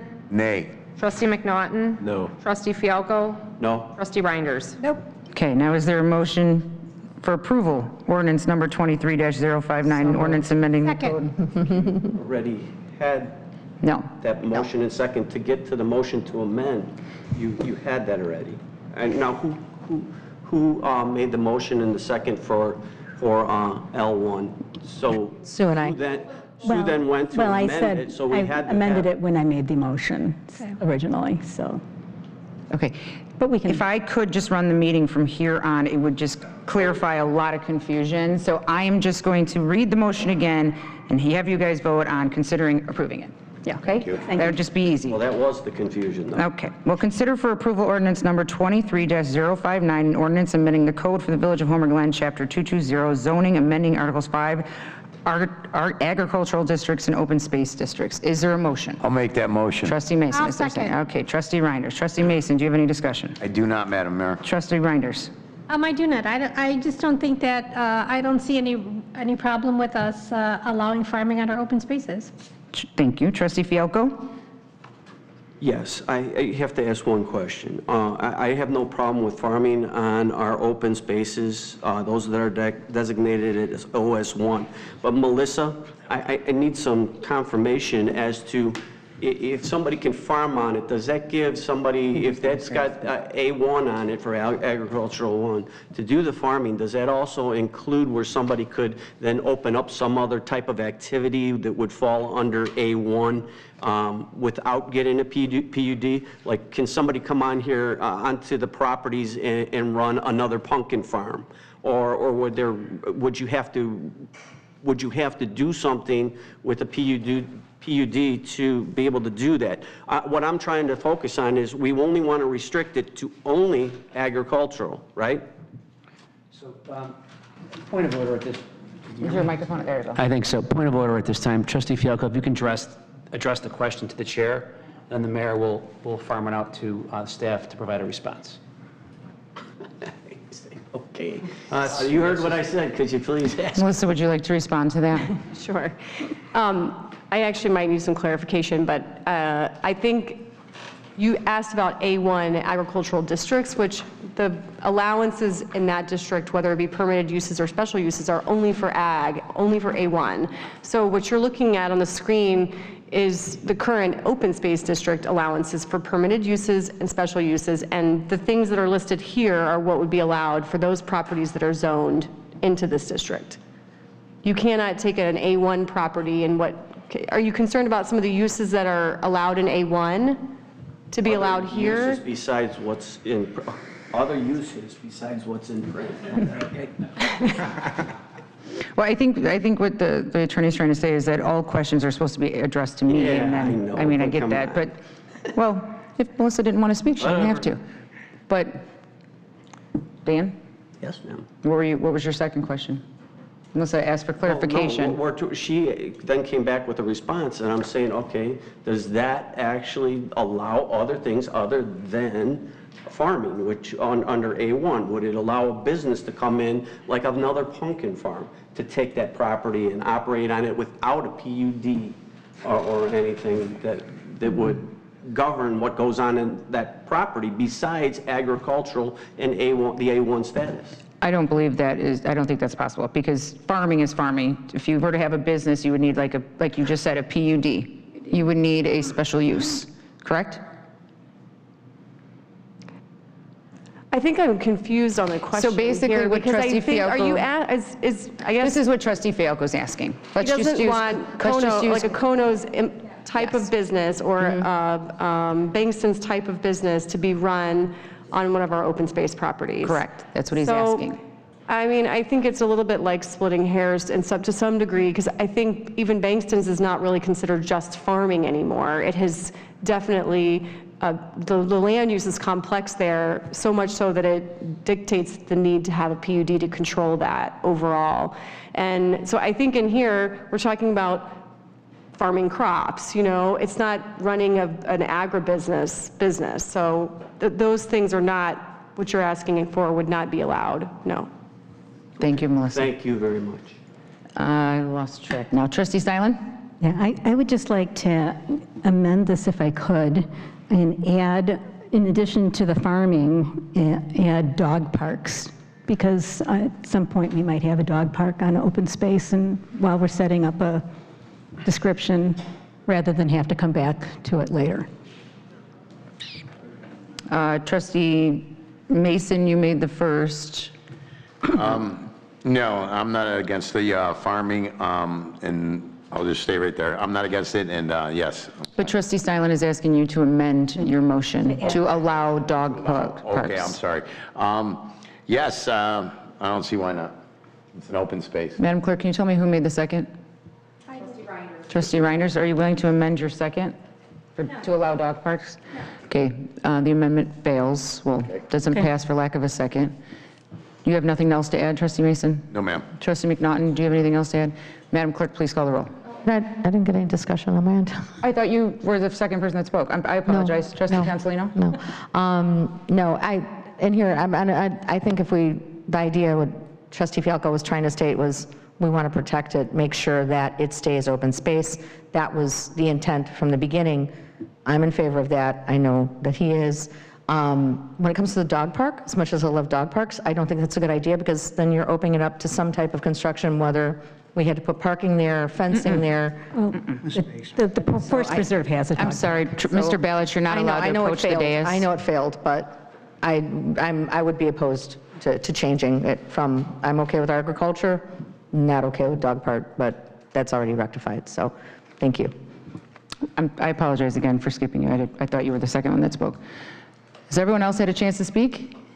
Any more closing comments? All right, Madam Clerk, please call the roll. Melissa, would you like to add something? May I? Sure.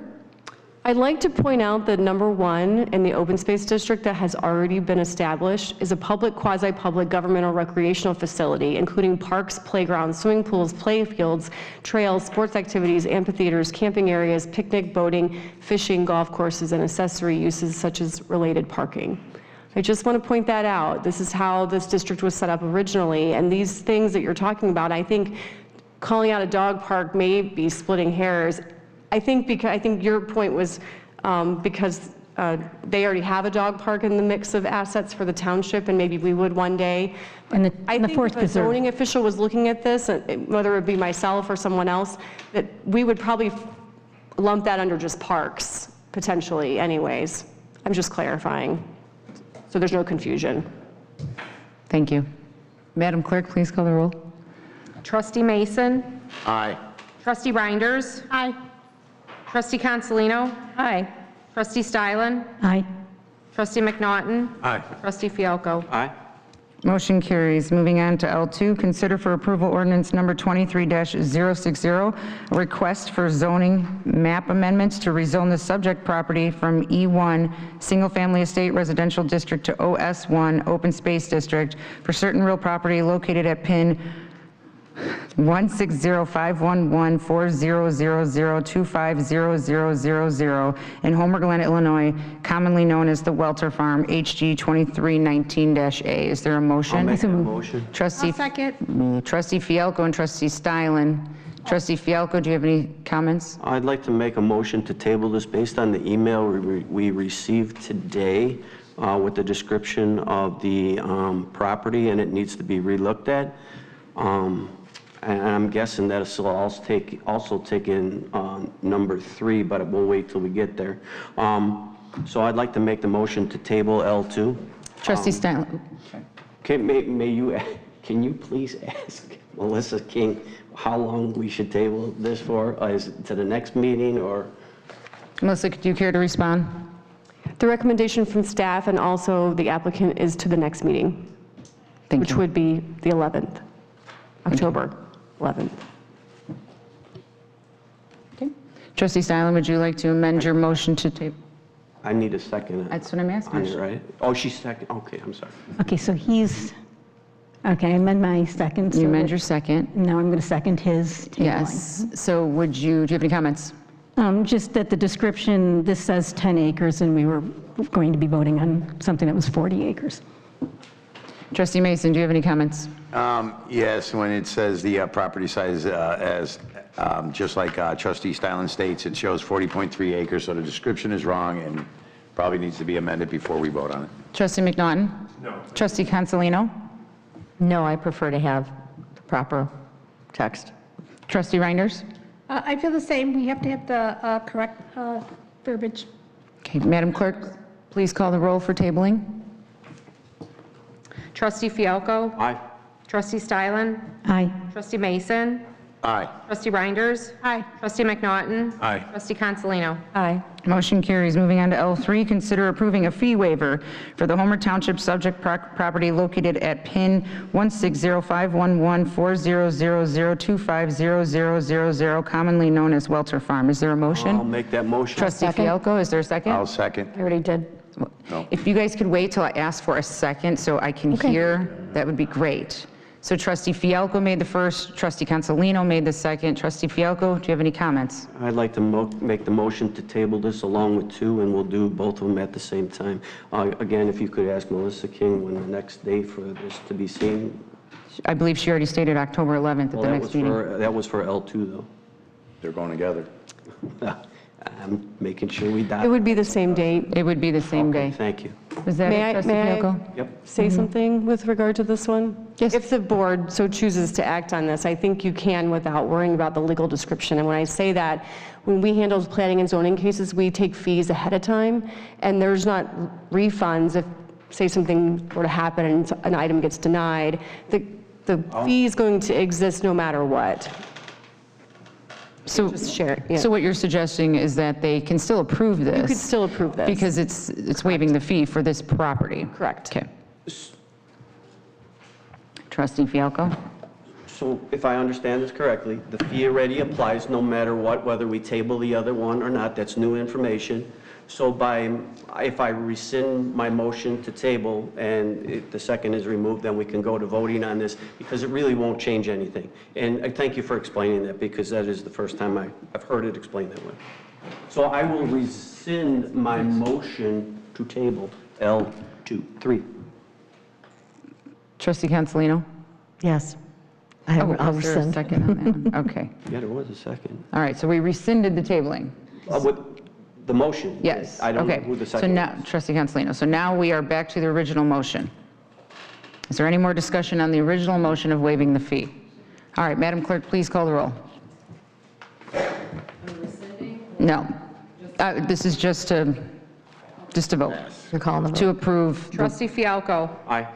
Trustee Consolino. Aye. Trustee Reinders. Aye. Trustee McNaughton. Aye. Trustee Mason. Aye. Trustee Stylen. Aye. Motion carries. Moving on to L4, consider for approval ordinance number 23-061, an ordinance authorizing the adjustment of traffic control devices speed limit signs on Hickory Avenue, reducing the speed limit from 30 miles per hour to 25 miles per hour. Is there a motion? Yes, ma'am, I'll make that motion. Trustee Mason, is there a second? I will second that. Trustee Fialco. Trustee Mason, do you have any discussion? This has been through the Safety Committee. Joe, Mr. Baber, has done the study there. People are speeding, doing a little bit of tailgating. We've had residents come in and sit at the Public Services and Safety Committee. This is something that they want. They also wanted a stop sign. We can't put that up because we have to look at the safety issues and the implications of that. And with that being said, if this is not in your line of sight, it's kind of on a curve, and if we reduce the speeds, I could see if we were trying to increase the speeds, but being that it's going down, maybe we'll stifle some of that and we don't have to sit Officer Toon out there all the time. Would that be it? That's it, ma'am. Trustee Fialco? Yes, according to our SOP number 3, it looks like the committee went through the proper channels. They went through all the steps according to SOP number 3. MUTCD also made some comments in here. The other thing in red on page 4, the traffic, just so the people that live in that area know, they did some monitoring. It looks like there were less than 6,000 vehicles per day, which would be a very high amount for that road, with no crashes recorded in the most 5 years available. So I support this for the changes that you want to make to that. Thank you, Trustee Fialco. Trustee Reinders? I have nothing. I support the changes. Trustee McNaughton? No, ma'am. Trustee Stylen? And just note for the record, Trustee Consolino has removed from the meeting at 7:51. It is now 7:53. Madam Clerk, please call the roll. Trustee Mason. Aye. Trustee Fialco. Aye. Trustee Stylen. Aye. Trustee McNaughton. Aye. Trustee Reinders. Aye. Trustee Consolino. Motion carries. Moving on to L5, consider for approval the reduction of the letter of credit for the Villa of Old Oak Development to the new amount of $534,961.92 in accordance with the village code. Is there a motion? I'll make that motion. Trustee Fialco, is there a second? I'll second. Trustee Reinders. Trustee Fialco? This is very commonly done with builders, and as far as letters of credit, Joe has been in, I won't ask any, I do have a question though. Could you please ask Joe if this meets the requirements that he takes a look at and to make sure he's good with this. Joe, do you care to answer? I would defer to Brett. He's an engineer, and he's inspected the site for the letter of reduction. Mr. Westcott, do you care to answer? Yes, this meets all the required standards. I've been on site and inspected the work that's been completed up to this point, and I think that's satisfactory and it follows our village code procedure there for reduction of the letter of credit. Does that answer your question? Part one. Part two, with this development, when we put this together, and I don't know if there's an opportunity here, but we said that we wanted the garage doors to be of a wood grain material, meaning, and the comment was said, not too light and not too dark, and everybody kind of chuckled about it at the time, meaning we didn't want, dark black. We were looking for something to fit into the community that they were kind of removing all these trees. And in the meantime, what had happened was there was call for guidance, right? As far as what was actually explained. And I don't know if there's an opportunity here to fix this problem, but right now they're putting up metal stamped doors that kind of cheapen up the look that I expected to be in there, that the community wanted. A lot of the community was upset with all those trees coming down, and so we wanted the wood grain door, and now what we've got is a wood grain stamped in metal that's painted in taupe. So I don't know if you can ask somebody the question, can we somewhere with this get that corrected by holding off on this till we get the right garage doors that we asked for in the first place? Now, I know we're not halfway into the project, but they are a good portion into the project. But this is not something that hasn't been done before. And our expectations, I thought, were very clear. If there were some misunderstandings, I mean, maybe there could have been a different process that we used to ask the questions. I'm not sure. I don't believe we can do that. Mr. Westcott, with your background, I mean, aren't they already on like the second phase? So essentially, the letter of credit is established as a fail-safe and a safety net for the village. If the developer goes out of business, if they can't complete the project, the letter of credit is a bond that they post prior to them starting that is in place that we can request to collect on in order to finish that work ourselves, right? So everything in this letter of credit, it's mostly to do with the large-scale engineering things and the objects that we would take over or ensure that this subdivision was built to a certain, right, standard, not so much the buildings themselves, right, because it's preparing the lots and the empty lots. In this instance, it's a little unique because Marth is the developer and they're also constructing all of the houses in this, or townhomes in this development, right? But a good example would be like a normal subdivision, right? It may be different contractors for every lot. So while there's a large developer, he's coming in, we're making sure that the streets are paved, that the curbs are in, that the sanitary and water lines are completed, and that it's basically turnkey and ready to go so that we can promote the development, even if the original developer falls through. So I guess in my experience, right, it's not like this is a retainage, this is just something that we have as a fail-safe. I'm not aware of any parts of the code that would allow us to withhold parts of the letter of credit to correct items that aren't included specifically in the initial letter of credit, right? The initial letter of credit has to do more so with erosion control, paving, lighting, sanitary sewer, water main, storm sewer, and then some landscaping as well. And then we go into a warranty period, which makes sure that everything makes it through a few seasons. If there's things that need to be corrected at that time, again, that are the engineering aspects of it, right? For the pavement and the landscaping and all those things that we get all those corrected before we completely release the letter of credit. But at least in my experience, the letter of credit isn't a leverage to have something change that has already been approved and gone through the Plan Commission and the, you know what I mean? Attorney Pasquinelli, would you mind chiming in on this? I mean, I agree with Brett, and it's not that I don't believe you, but I know Trustee Fialko wanted an opinion from you as well. I mean, having not seen the actual language that's included within the letter of credit, traditionally, these letters of credit relate solely to the public infrastructure, public improvements. A aesthetic feature of the outside of residence that serves, obviously, it serves the individual unit owners and the association and such, wouldn't necessarily be related to public improvement infrastructure. So I would believe at this point, obviously not having looked at the actual language, but I believe that what the village engineer is sharing with you is consistent with how it typically works. So my next question to you would be, since they, and I remember this because I was the clerk at the time, and Trustee Fialko did ask for it not to be so dark or not too light, but since they didn't follow, because it's not the grain, what happens now since they didn't agree to what we said? Is there any? Yes, There are potential recourses against the developer by way of the development agreement that was put in place when the massive PUD or the plans and such were approved by way of ordinance or otherwise with the village. There may be other conditions of the permitting process and things that may be applicable as well. Okay, thank you. Does that answer? Yes, thank you very much. Trustee Reinders, you had made the second. I actually was over there, I looked at them, and I think right now, a lot of them are already bought by residents. So I think it's, if there was something that was supposed to be changed, it probably would have had to be changed before they actually were sold.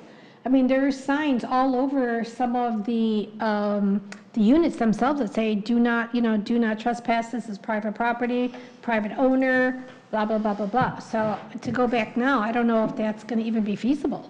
But can I ask Trustee Fialko, when you say that the wood grain, I'd never looked at that portion of it, but are the garages actually looking like a wood grain and just painted a different color? No, it's stamped metal.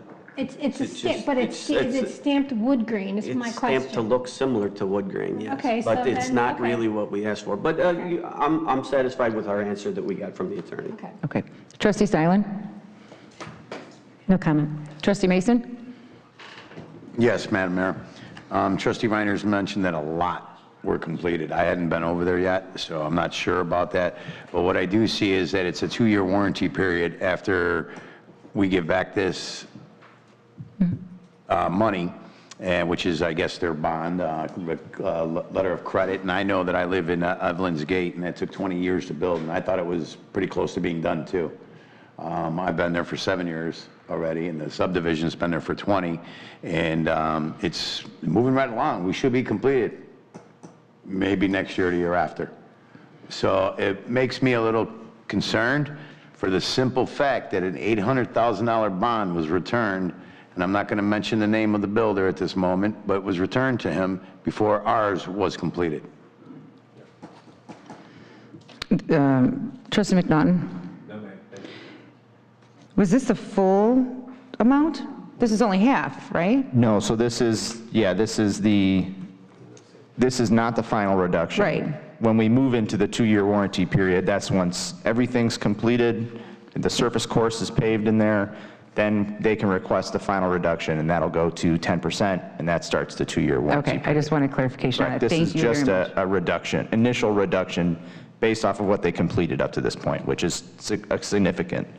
Okay. Okay, Madam, Trustee Mason, did you have something to add? Yes, I'm sorry, I apologize. I just want to make sure it's clear in my head. So this is a reduction of $1.5 million from the original 2.5, or $2,052,573. So that's quite substantial reduction before, and again, and I know you mentioned the lights, you mentioned everything I was going to ask you. You mentioned the curbs, you mentioned the sewers, you mentioned signage. They were not complete in my area. Yeah. Trustee Fialko? I hear where you're going, and we had this problem with a different, maybe the better option would be to wait a little bit longer. Is that what that kind of seems like what I'm hearing, that we might wait a little bit longer, whether it's 3 more months or 6 months to relook at this, or reduce the amount. I think that makes sense where you're headed with that. Was this a request? This was a request from the developer, correct? Was this the specific amount, or did you base this off of their? This was based off of my inspection of the objects on site that are completed up to date, right? Which is within the bounds of the code, right? In terms of releasing and giving back the letter of credit completely, that's only after we go through the final reduction and let go of that 10% that we have. So at this point, right, it is a substantial reduction, but it's because there's been a substantial completion, right? So we're still retaining that 10%, in that warranty period to ensure that if there's anything that needs to be fixed by the time that they finish all their improvements, put the surface course on the subdivision, only then can we start this warranty period, right? That means that everything's done. All the sidewalks in, all the curbs are in, all the pavements in, all the lights are in, everything's completed, everything's landscaped. At that point, we can reduce it to 10%, and then that starts the 2-year warranty period to make sure that everything is kosher. And once that's wrapped up, we do a final inspection, and then we can release the letter of credit at that time. Trustee Fialko, do you have anything else to add? No. Trustee Reinders? Thank you. I just think to hold up their reduction just for the garage doors is a bit much. That is what it is. Trustee Mason? I just worry about the amount that is being reduced so much. I wish it was maybe half of it, because again, I've lived it. So I've had waterfalls not completed, roundabouts not completed, curbs that had to be redone, signs had to be put back in. And Brett, Madam Mayor, is $534,000, if they leave some decent portion of this undone or go out of business, as you state, is that going to be enough for the village to pay to complete this subdivision? So at the point where they're at now, very realistically, they are paving the remainder of the binder and the curbs and the sidewalks probably by the end of this month, if not early next month. I would say that the only things that remain outside of that, all the storm sewer is completed, all the water mains in place, all the sanitary's in place. There's a couple light fixtures that need to be installed still. A majority of it really would be lights, like landscaping kind of, and just minor grading around there. The pavement items are your big ticket items, and they're already really 50% done with the roadway. And then mass grading is really complete. The tap-ins and the crossings across the street, Golden Oak Drive there, I think that's the name of the street, Golden Oak Drive there. The large inlet 7x7 boxes, the big ticket items are really kind of complete. The last big ticket item that they have, I was just out there and inspected a proof roll. They're going to put the stone down. They have curb, they have asphalt. I think that this is fair. From an engineering standpoint, I get where you're coming from. You don't want to let too much money go, right? You want to have some leverage there still to be able to hold them to this. You know, we don't have to reduce it again to that 10%. We can hold it at this $500,000 value for the remainder of the 2-year warranty period until everything's done. If that makes everyone feel comfortable, I think Jim's been easy to work with. I don't think that they would be opposed to that. Trustee McNaughton, oh, sorry, Trustee Mason. And if we could hold it at the $500,000, $534,961.92 in lieu of what you're telling me, then I wouldn't have a problem with that. But I would want to make sure, again, because I've lived with dust, I've lived with chipped up curbs, I've lived with backed up sewage, so I know. Thank you. That's it, Madam Mayor. Was there a reason why the developer didn't come tonight? I guess generally speaking, I haven't really asked any of the developers or the owners to come in when they have these letter of credit reductions. I guess it's really just kind of between myself and them, and then granting your final approval on that. When it comes to the inspections and stuff like that, I do that all myself. So if you guys have any questions on what's left out there or what's in place or the quality of the work that's going on out there, I can answer all of those questions for you. Thank you for providing the itemized list, by the way. Yeah, absolutely. It's trying to, keep track of a little bit of everything and try to do that moving forward with any of the developments, old or new, that come in so that everyone can keep tabs on the prices. I think just to clarify with some of the older subdivisions that kind of went through some of these letter of credit snafus and things that have happened over the years, I think the issue with some of that was that some of these subdivisions started construction prior to the collapse of the market, and then it was kind of turmoil there for a while. And I know the village, prior to me starting work here, had to go through getting all sorts of other letter of credit things and a lot of other engineering insight into that through their consultants. So I think that plays into that just a little bit, at least in this case, right? We have a developer who's on site and is really, kicking butt out there. He's started the development last year, and they have it pretty much almost already built and all completely sold. So, Trustee McNaughton, did you have anything? No, after Mr. Westcott's explanation, I'm comfortable with that. Trustee Silent, did you have anything else? Yeah, just to say that I'm comfortable with it too. I do remember the other situations with the other subdivisions, and this one has just moved really fast. And as long as we hold back on the 534,000, I think we're good. Trustee Fialko?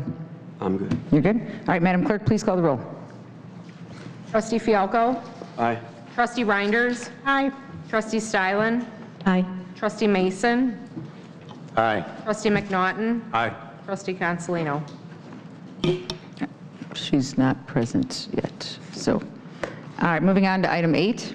Consider for approval the added meeting dates of the first Friday of each of the remaining months of this calendar year, Friday, October 6th, Friday, November 3rd, and Friday, December 1st, to the 2023 meeting schedule calendar for the Parks and Recreation Committee. The meeting times will be at 9:30 a.m. on each of the respective Fridays aforementioned. Is there a motion? I'll motion. Is there a second? I'll second. Trustee Reinders, Trustee Fialko. Trustee Reinders, do you have anything? Basically, this is what I said in my report, that we were going to be now actually having 2 meetings a month. There's some things that we really want to move forward in the park, so we want to be able to have the time to be able to do that. Great. Trustee Fialko. Nothing from me, thank you. Trustee Mason. The only thing I would ask Trustee Reinders, it seems awful early, and I'd like to make sure that our residents and constituents can have the time to get in here. And it just seems awful early, and I know, you know, people have tight schedules, and I know what Amy does, I know what you do. So are we making enough room to make sure that the residents can get here, is all I'm asking. Well, Trustee Reinders also has a 4 o'clock meeting, which I also agree is a little early still, but you know, that's what works best for her committee, and I do understand that the residents also need to be respected in that time frame, but right. I assume their committee will see how it goes, and if they don't get the turnout or get complaints, then I'm assuming that they would change the times. Okay, thank you. We're hoping that this isn't going to be permanent, but I mean, you know, we really like to see the master plan move forward with the park, so we know that we need extra time for that, so. Trustee Stylen, did I ask you already? No comment. No comment. Trustee McNaughton. Yeah, Trustee Reinders, appreciate all the work you've done historically, all the work you're about to do moving forwards, doubling up on that.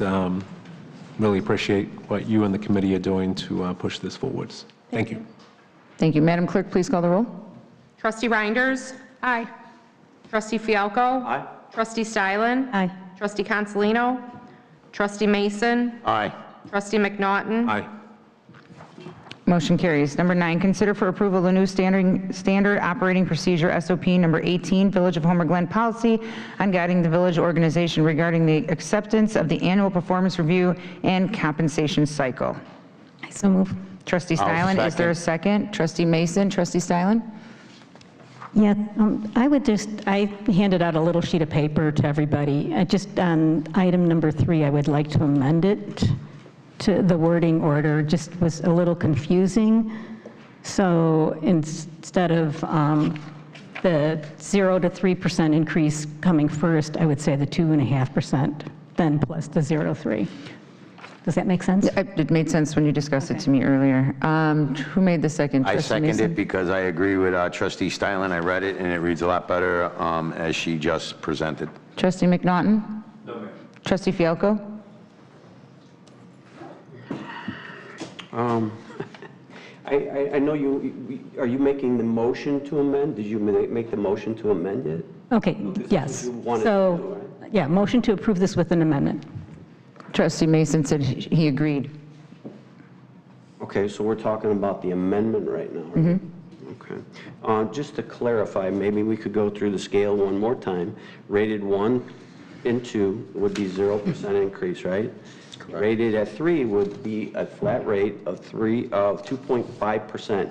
Can you explain it to me the rest of the way that you have it written up here? So then when you're, Trustee Stylen? I'm sorry. So when you're rated 4 or 5, you automatically get that 2.5 like you would at rated 3, and then. Are you saying that's in addition to 2.5? So I'm going to respond. So the way it was written earlier is that if they were rated a 4 or 5, they'd get to 0 to 3. Understood. We did not want the additional 2.5 added to the 0 to 3.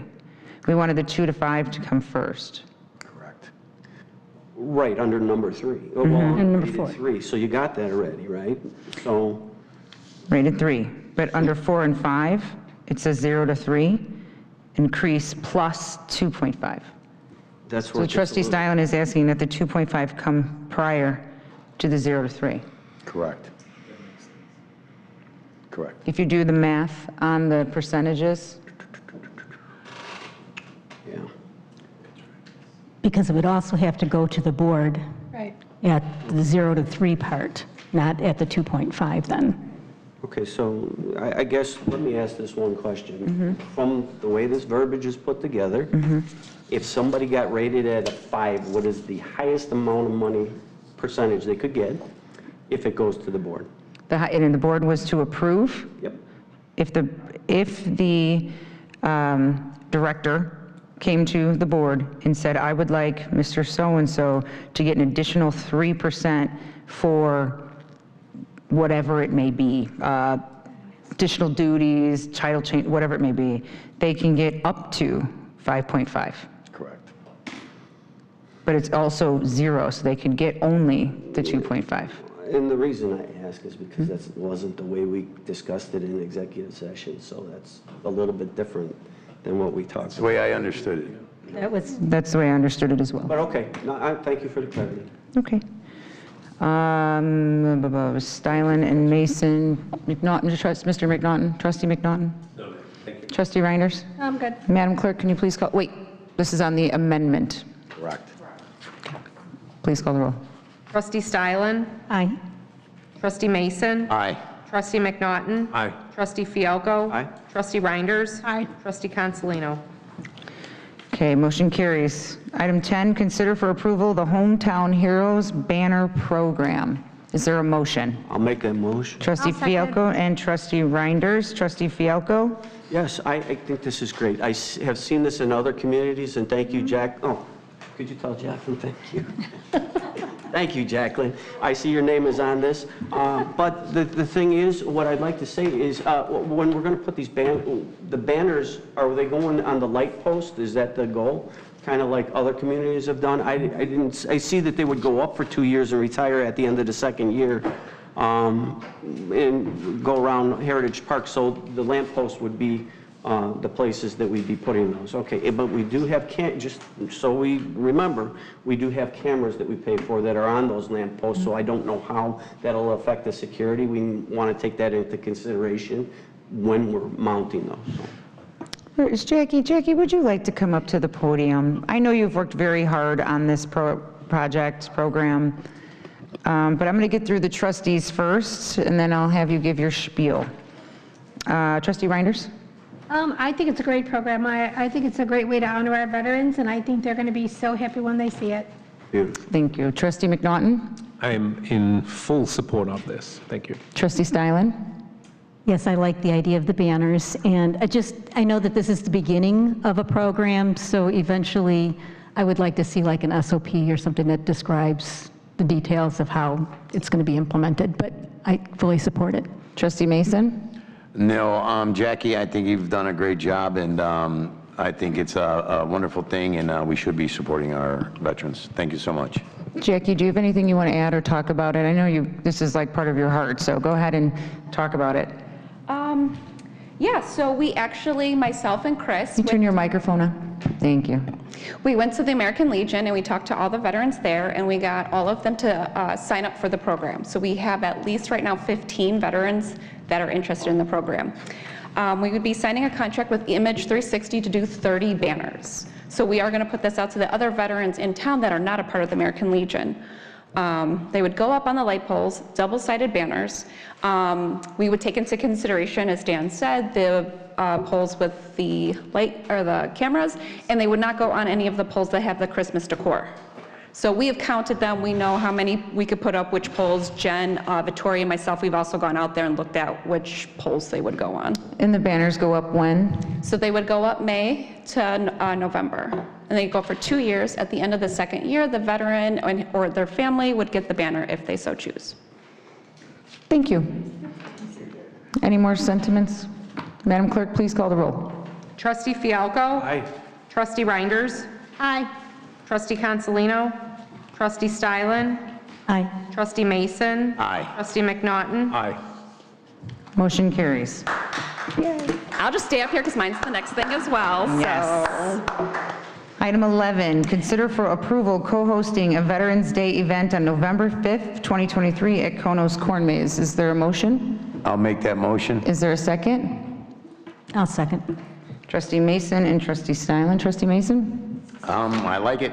I think we should do more for our vets. I love what Jackie's done. I love what you've done with the vets. I seen Lou with Post 211 last week, twice in fact, and we had some good conversations. He's told me to thank Trustee Reinders as well. And no, I'm all for it. Thank you. Trustee Stylen? Yes, just I agree, it's a nice event, and there really aren't any budget implications other than your staff time for manning the table to promote the banners. And luckily for me, I'm salary, so it's not. Thank you. Trustee McNaughton? No, ma'am, thank you. Trustee Reinders? I think this is a great event. Como's has been putting on this event for many, many years, and I know we've tried to do something here in the park as well. Unfortunately, we don't have our pavilions yet, we don't have the Veterans Memorial yet, so I have no objection with this. Thank you, Trustee Reinders. Trustee Fialko? I also believe this is a great thing that we're doing here, combining the business and the village. The thing is, not knowing when that construction is going to be starting with the parking and everything else and what may be disturbed here, I think it's perfect timing to do this, and I'm all for it. Sounds good. Just would like to make note that all the funds raised at the Konos Corn Maze Veterans Day celebration in conjunction with the village is all 100% donated back. It was donated back to the memorial project. Unfortunately, it was put to a grant program that we lost. So now we're starting fresh, and all the funds that will be raised at this event will help support this banner program. Yep. So I can say that American Legion Post 2011 has been out to a couple of events and have already raised $550 to kick off the banner program. So just wanted to add that. Madam Clerk, can you please call the roll? Trustee Mason? Aye. Trustee Stylen? Aye. Trustee McNaughton? Aye. Trustee Fialko? Aye. Trustee Reinders? Aye. Trustee Consolino? Motion carries. All right, we did the workshop already. So we're going to go, oh, sorry, I skipped old business. Is there any old business? I do have some old business. Trustee Mason? I want to address Mr. Rohde. He's been coming into the village, and I believe Trustee Consolino read a little something from him earlier, but he's been coming into the village lately and judging the actions on the village and making an assumption on things like school board decisions. Again, I just want to state that we might have biology in common, but it's definitely not ideology. I want to read something. Mr. Rohde claims that he is a current Homer Township Republican committeeman. Mr. Rohde claims to be the vice chair of the Homer Township Republican Party. The 2020 HTRO bylaws, the most current that I have anyway, Article 3, Section 3 states, and I'll read that to you, at the time of an election or re-election of the chairman, the elected chairman shall appoint at that meeting a vice chairman, which Mr. Rohde claims to be, the treasurer, the secretary, and the township representative or representatives, who must be duly elected and certified by the Republican precinct committeeman, who in addition to the chairman shall serve on the Will County Republican Central Committee. As far as I know, Mr. Rohde has never been elected to any office or position in Homer Glen Township with the Republican organization, and he has never been appointed to a vacancy in the HTRO that the most current listing of the Township Precinct Committeemen from the Will County Clerk's Office, Lauren Staley Ferry, dated 9/13/23, does not list Jay Rohde for any Homer Township Precinct or Village or Homer Precinct. This is according to the HTRO bylaws, it renders him ineligible to act as vice chair in that capacity or any capacity within the organization, one would think that this flagrant misuse of authority should also block him from ever having any position elected or appointed within the organization. Thank you. Thank you, Trustee Mason. Trustee McNaughton? No, ma'am. Trustee Stylen? No. Trustee Fialko? I do have one concern. Place your microphone on, Trustee Fialko. As far as, you brought it up as far as public relations last time, right? Oh, the PR. At the last meeting. And I see we're kind of running through things. I don't know where we're at with that, but I think we should move forward with that very cautiously. I mean, the cost for that's associated with it, I'd like to know that before, I'm guessing it's going to come to the board before we would move forward with that. But the cost of public relations, just with me kind of glancing around, I almost think that we would be better off going back and have a legislative council before we would have a public relations person, because that would be similar in cost, and I think that would put us back on the rails, as one would say. But going back to public relations, I'm not sure that that's something that we need here, only because I believe we still have staff that can handle some of that if we needed to move that way. And I think my opinion would be to work with staff first to possibly do that. And if we weren't successful with staff from in-house, then we could look at doing public relations and hiring somebody else for those kind of fees outside of that. That would be the only thing I had to say about old business. Thank you, Trustee Fialko. Trustee Reinders? I don't have anything for old business, but in relation to what Dan is saying with a public relations person, I think people are under a misconception here, because we're talking about a public relations person to actually amplify the image of the village. It has nothing to do with a legislative attorney. No. It has everything to do with what we are looking for as far as the vision moving forward for the village. We talked about development. I had a meeting with Chris and talked to her about this. And we basically talked about development and what we think would fit better for this village, and how we can get somebody that can go out and actually try to encourage those types of businesses to come to the village.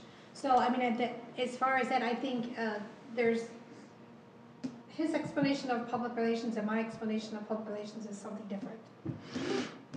Thank you, Trustee Reinders. There was an RFP put together. I had one on my seat today. I don't know if everyone else did, but I had one. I don't know if everyone else did.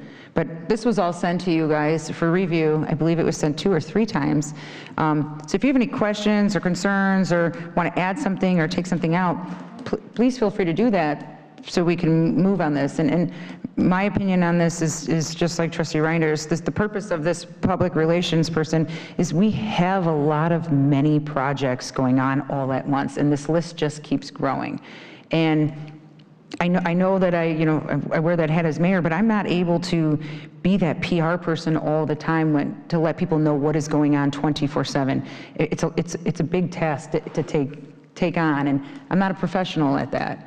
So I think it's important that we have it's not an employee, it's more like a contract style employee, a contracted employee, a consultant to help us get our word out. And just like Trustee Reinders said, is we want to amp up our village a little bit with the right restaurants, the right businesses, and what we're looking for. And we want that person to help us drive that machine, right? And assist our amazing event staff with events. And there's a lot of things that we can use some help with. But I just want to add a couple of things to old business. We really need to get on top of these committees. I know that they're all appointed. We never finished the SOP for the approval of what the job descriptions are for the committees. I know I was just waiting on a couple of the committees to return that information to me so we can approve what the responsibilities are. I'm also waiting on some committee members to finish their OMA training. That was due September 13th. We're going to extend it about another week from today for those committee members to finish that training. If not, I will kindly ask them to step down until they complete that training, or we will appoint new members. I also have, I think I asked earlier for the grant writing to be put on the agenda for next time. I just want to make sure that is absolutely on there. And when is trunk or treat? Do we have that date? The 21st. I didn't hear it mentioned today. October 22nd. Oh, nice, I'm gonna be on trunk or treat too. Yeah, I'll be dressed up in the park by myself. And I think that was it for my new business. What was that, Trustee Silent? I was just going to say, when bringing up trunk or treat, we usually, we've had standard trick-or-treating hours. If usually people are asking about that first week of October, they want to know, so. It's usually brought to the board if they approve the hours. So like for our next meeting, that would have to be done. Okay, Trustee Fialko, did you want to add something for new business? No? Okay, or that, I'm sorry, that was old business. Now we're moving on to new business. Do you want to add something for new business? I have nothing for new business. Trustee Reinders? I have nothing for new business. Trustee McNaughton, new business? Trustee Mason? You know, going back to the Rhodey thing, Mr. Rhodey, maybe since this goes through Will County, they should look into this. Maybe Representative Ozinga can possibly give us an answer. I don't know if you need to reach out, I need to reach out, but maybe we can, because I'd like to know, unless there's been some new bylaws, again, he shouldn't be holding, and anything that he has held or passed should probably be rescinded. Sure, I would start with reaching out to the HTRO, maybe their secretary, to ask if there are any new updated bylaws. Okay. And then review that. And then if there's none, then I would proceed asking how, for the minutes of when maybe he was appointed, and see how that was approved. That's just my personal opinion. Thank you. Can I say something? Sure. Okay, I am the treasurer of the HDRO, and I was elected by the committeemen. There was a vote. I mean, so it was put to a vote. I'm sorry. I think the wording on the bylaws that Trustee Mason had read was saying to be appointed a co-chair, you had to be an elected precinct committeeman. That's correct. And I don't believe he was an elected precinct committeeman, so I don't think he can hold the chair as vice chair, but that's how you read it. Now, as you were reading it, maybe, and I'd have to look at it, but maybe the wording was he had to be elected by the fellow PCs to be the co-chair, but I don't know if it says that he has to be elected like on a ballot. No, I don't think it's on a ballot. I think it was, because he was voted in by the precinct captains. Right, but I think what Trustee Mason is trying to say is that you had to be an elected official by elected precinct committeeman to serve as a co-chair. So if you just want to That's correct. I can read that little, I'm going to read that little part again, and this is in the bylaws. It says, the township representative who must be duly elected and certified Republican precinct committeeman. So I think the definition of duly is what we're looking for. Does duly mean elected on a ballot as a PC and then elected by the fellow committeeman? And serve on the Will. I understand what you're saying. I understand. Yeah, and serve on the Will County Republican Central Committee too. Yeah. Yep, Trustee Fialko. I understand your concern, and believe it or not, when we were up here, there were people coming up and saying a lot of things, right? I believe it's out of our lane. This is not. It may be, that's why. It's not village business. Correct. And you can correct me, sir, if I'm wrong, but we have no jurisdiction over HDRO or the DH, whatever they are, Democratic, Homer, whatever, Republic, or Democratic Party, whatever. Well, you see what I'm saying? It's not in our lane. Yeah, I understand that. You can call those out. You should come to those meetings maybe and call them. Well, I'm gonna follow up on this. I don't believe this is the jurisdiction to do it. We have no jurisdiction over that in this board under new business. It might be public comment. It would fall in that category, but not part of business. I understand. Am I wrong with that? What you're saying sounds consistent with my understanding of what new business should. And you may be right, Trustee Fialko. I just know that he comes in here a lot and makes a lot of statements as a resident of Homer. I'm a trustee for Homer. Bottom line, I want to set the record straight. I did a little, little looking, and I'm just not sure how he's even holding the position or anything that he's passed is valid at this point. I understand your concern. Thank you. I will say I appreciate the board conversing and getting things accomplished together. That means a lot. It's a good feeling to see that. I do appreciate Mr. Rohde's email today. I was a little taken back.